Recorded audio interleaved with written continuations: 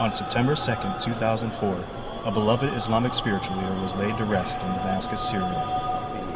سماحة العلامة المربي العارف بالله الشيخ أحمد كفتارو. نبأ وفاة الراحل As الدكتور news of the death العالم of Sheikh Ahmed Kaftaro is reported throughout the Arab world, his passing escaped the notice of the Western media.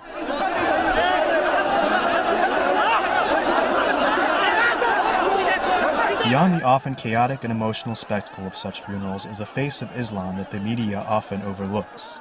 Beyond the rhetoric of East versus West confrontation, there is a path of understanding that Sheikh Kaftaro and so many Muslims like him dedicate their lives to.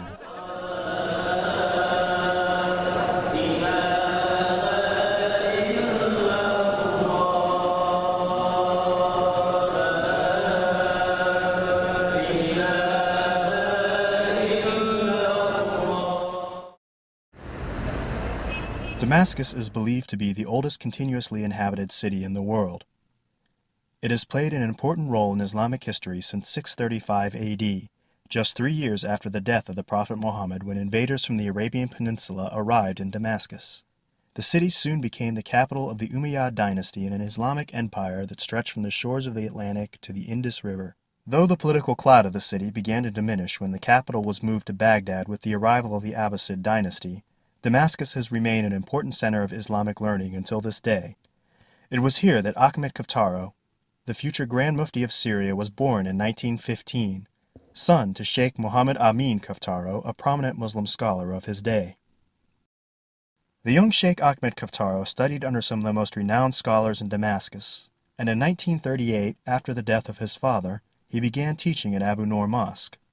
We spoke to his son and successor at the mosque, Sheikh Salah Kaftaro, just after the traditional 3-day mourning period for his father. The Abu Noor Foundation, which was recently renamed after its founder, Sheikh Ahmed Kaftaro, started as a small place of worship for no more than 100 worshippers. In 1951, at the age of 36, Sheikh Ahmed Kaftaro was appointed Mufti of Damascus, and then later, in 1964, he was elected as the Grand Mufti of Syria, the chief Islamic scholar and head religious authority for the entire country.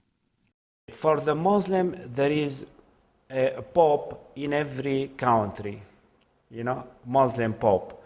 Here in Syria, the Muslim pope is Kaftaro.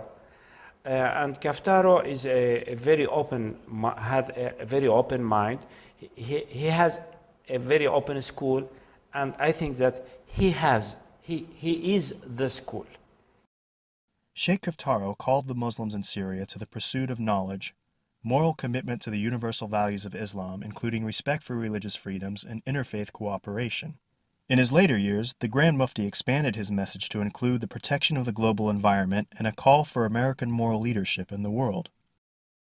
Long before the events of September 11th, Sheikh Kaftaro recognized the need for greater dialogue and cooperation between the East and West. I met a man that I would say was, in my lifetime, one of the greatest men I ever met. I felt as close to him as if he was a brother. And I think that spiritually, he and I were in the same pocket. In 1975, the original Abu Noor Mosque was renovated to include the most modern educational and administrative facilities available. Up to 15,000 men and women were now able to attend the Grand Mufti's lectures there.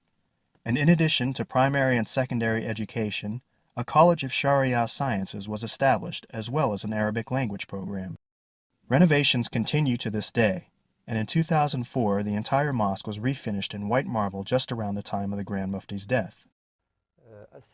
The late Grand Mufti founded this institution, which by the grace of God became a bright Islamic beacon for the entire world, calling for brotherhood among humanity and dialogue and connection between all kinds of people. This is what Islam teaches, and that's what the late Grand Mufti taught us.